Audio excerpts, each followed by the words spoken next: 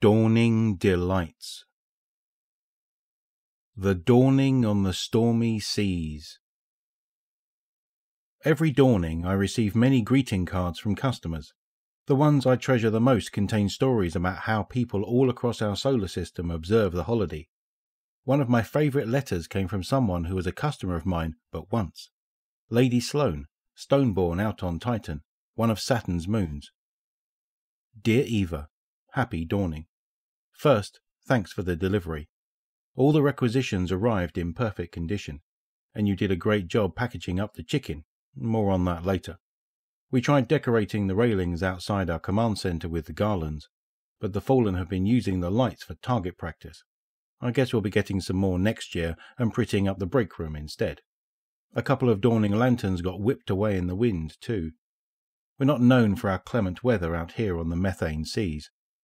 Some guardians who've been helping me out on Titan mentioned that you'd like to hear about dawning traditions outside the city, so here's how we celebrate on this moon we call home. This year I let the crew off duty early, 1600 hours, and took a whole hour off myself so we could have ourselves a little dawning soiree in our command centre. Siren's watch has got quite a view of the waves and some floating platforms, so he pushed our break room tables together, end to end, and looked out at the horizon while we shared a communal feast. Seeing as the room is exposed to the elements, the glass view window broke long ago, but repairing it just hasn't been a priority, Del and Ari had to bundle up, and we had to weigh down the tablecloth with chunks of metal. I've had worse setups. Eva, it was the best meal I've had in ages. That chicken, delicious.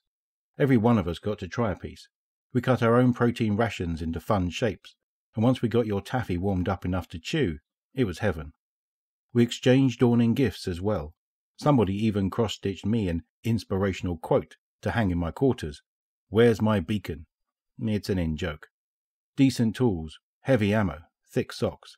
Those are the kinds of gifts that change hands out here. Maybe that doesn't impress people accustomed to the dawning in the tower, but those presents have worth to us.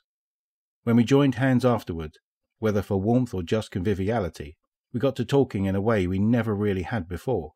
I don't think I've ever voluntarily shared stories about myself in my life. We talked about who we were before the Red War, where we came from, and even where we might want to go in the future. It's not easy here on this storm-tossed moon.